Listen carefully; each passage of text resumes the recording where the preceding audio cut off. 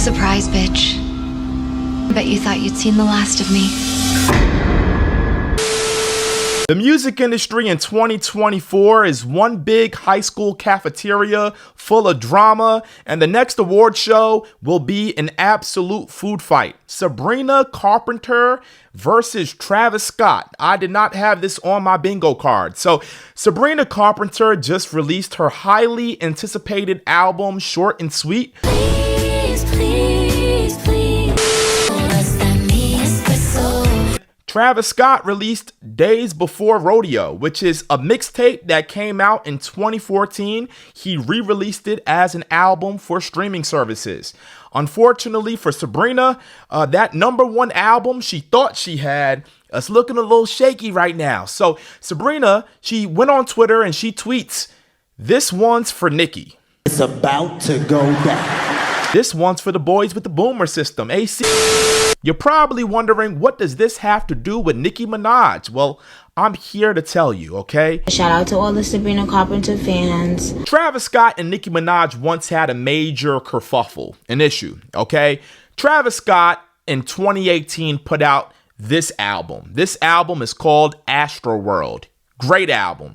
He had a couple weeks of enjoying that #1 spot. See, usually artists and their record labels, they look out, okay, who's releasing music during what times, and they know when the coast is clear to release their album where they can get all the attention. Hence why Drake says in the song Red Button that Taylor Swift is the only artist he'll move his album back for, because he knows if he goes against Taylor, he's not going #1. Yeah, shout out to Taylor Swift. Only one could make me drop the album just a little later. You know, I moved my album when she dropped. I said that already, you know. So weeks after Travis Scott releases Astroworld, the label looks at Nicki Minaj and she says, "Hey, the coast is clear. I can put my album out now." And she releases Queen. The only issue is Travis Scott had some other plans. See, there's these things called bundles. See, this right here is a Travis Scott hoodie from his tour Astroworld, which I was in the documentary for that tour. Check it out here. Now, around the time Travis Scott announced the tour, he announced his merch along with it. Now, when you buy a hoodie like this, you can also buy a CD along with it. That's called a bundle. See, the CD is a part of the package, okay? So now when you buy this $125 hoodie, $100 is the hoodie price, $25 is the album price, probably a little cheaper. But together, you create a bundle. Now your album sales go up just off the strength of people wanting your hoodies. When you were #2 behind Travis Scott, it seemed you got upset about that. It's just that when you have a #2 album to someone who's selling shirts and merch and selling passes for a tour that's not even announced yet, it feels like you're being tricked. It feels like, you know, someone is playing a game and like beating you at a game as opposed to just selling music. Travis Scott also had some help. At the time, he was dating Kylie Jenner, and she helped promote the bundle. Another example, we have Taylor Swift, good old Taylor, okay? Right here, we have a cardigan. And then we have Folklore. You buy these two together, that is a bundle. We'll speak on Taylor Swift a little bit later because Taylor is like LeBron James against the Boston Celtics in the playoffs when it comes to outselling you peasants. Let's continue. So why was it a problem for Nicki Minaj? Well, Nicki Minaj puts out Queen and her traditional album sales, 78,000. Okay, for Travis Scott, his traditional album sales that same week, 78,000, which is very impressive because again, Travis Scott, this is like the second, third, or fourth week after his album came out, whereas Nicki Minaj, this is her first week sales. Okay, however, that is an even playing field. That is a tied race. Now, where Travis Scott won was with the bundles. Travis Scott sold 205,000 copies of Astroworld that week, and Nicki Minaj, unfortunately, came up short, only selling 185,000 units that same exact week. And #2 just don't hit the same as #1. Travis Scott looked like LeBron James on defense during a fast break. Chase down, block. Her album out of the #1 spot. Now, fast forward years later, the same exact thing is happening to Sabrina Carpenter. Again, like I said, Days Before Rodeo is a re-release. Keyword, re-release. That word is going to come up a lot. Just pay attention, follow along, re-release. And that album now has a vault version. Another keyword, vault. Travis Scott decided to choose violence yesterday. Travis tweeted this: "I woke up turned today," and then boom, he released some more songs and another version of his album and another version, right? Here's a random pick of Billie Eilish, but still follow me here. And this serves as a challenge for Sabrina Carpenter. Now she's looking like Zendaya in that Challengers movie. See, Sabrina Carpenter is having her moment, and she's been waiting for this moment her whole life. You have to give Sabrina credit. I am a supporter of artists who are not overnight successes, okay? And Sabrina's been working and clawing at this moment for so many years. Y'all don't even know. I'll speak on this in depth in another video, but just to give y'all a short preview of what Sabrina has been through, she was on Disney. Girls should have their own handshake of awesomeness. What would it be? Stop it. At 14 years old, Sabrina signed a contract where she had to release 5 albums under Disney, okay? And that's rough. You got to keep things PG. It's not going to be the music you really want long term. But nonetheless, she had to release 5 albums to get out of the deal. At age 14, you talking about child labor. I mean, this is crazy. Sign this deal right here. How old you is right now? 3. You'll be about 23 when you get out this contract. Clearly, Disney did not do right by these albums.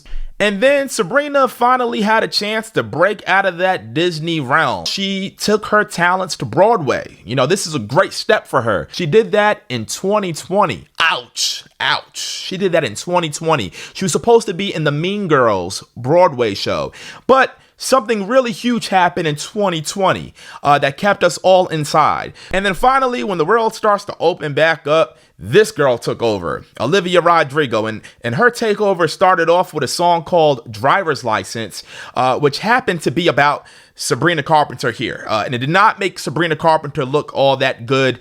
Sabrina ended up with death threats after it. Again, I'll explain this further in another video. You're probably with that blonde girl. She's so much older than me. But eventually, with this album here, she would build some steam, and then she opened up for Taylor Swift on the Eras Tour. Sabrina Carpenter.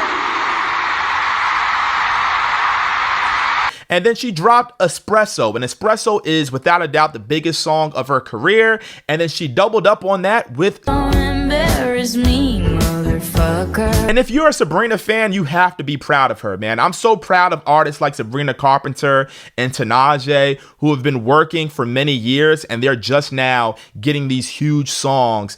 You understand why the #1 spot means the world to her. A #1 in the music industry is like the New York Times bestseller for the book industry. Okay, you need to have it.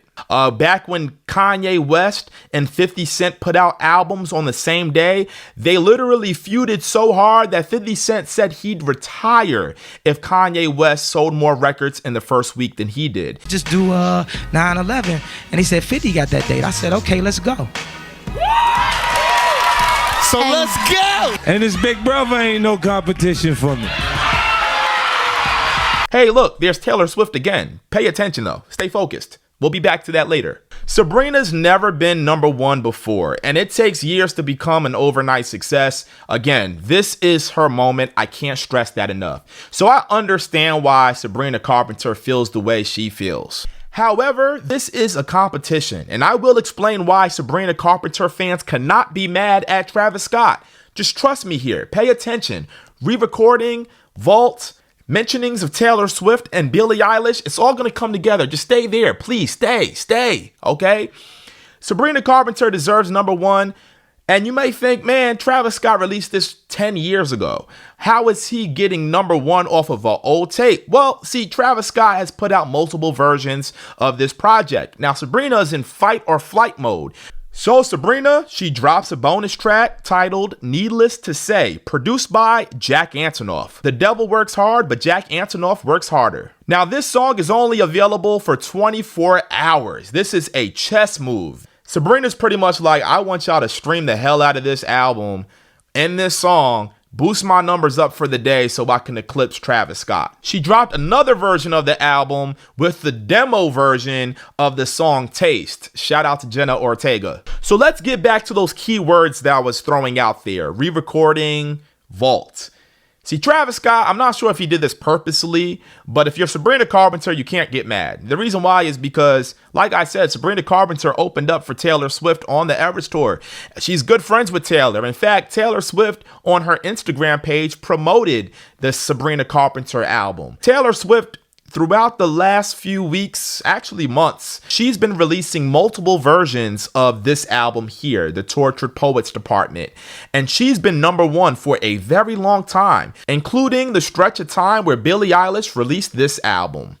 And that blocked Billie Eilish from going #1. Now, I can make the argument that Taylor Swift is just a huge artist because, see, if your album is debuting on the charts, it has the advantage because no one's heard it yet. Whereas an older album re-releasing in a different version, if that album goes #1, that's just a flex for that musician.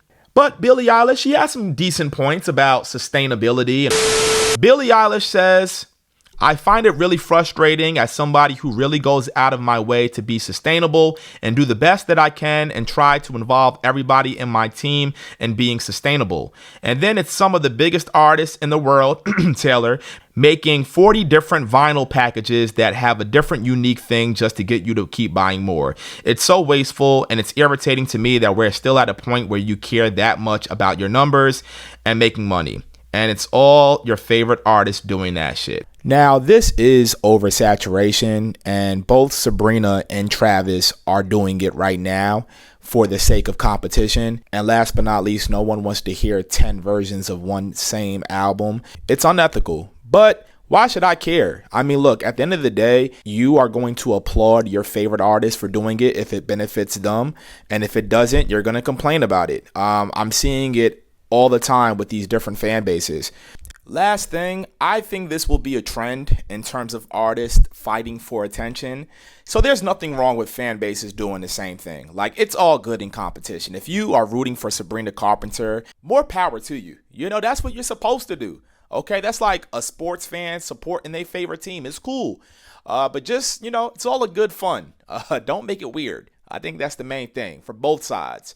Other than that, what's most important is Sabrina Carpenter's album is really good. I actually think she is on to something special. I love the aesthetic. I love the vibe. The music videos have been great. And Travis Scott, man, I mean, he's putting together an incredible career. Ultimately, it's about the art. Keep it about the art. Because once you get into the sales, it gets messy. Other than that, y'all stay classy out here because, you know, once my boy Kendrick Lamar drop his album, it's over. And I'm going to act fake and flaunt his album sales the same way Klay Thompson flaunts his championship rings. Stay classy, folks. I'll see y'all in the next video. This is Anthony Aiken Jr. Like, comment, subscribe. And as always, we end off with a hug. Bring it in. I lean on you niggas like another line of walk. Yeah, it's all eyes on me, and I'ma send it up the pot. Ay, put the roll label on me.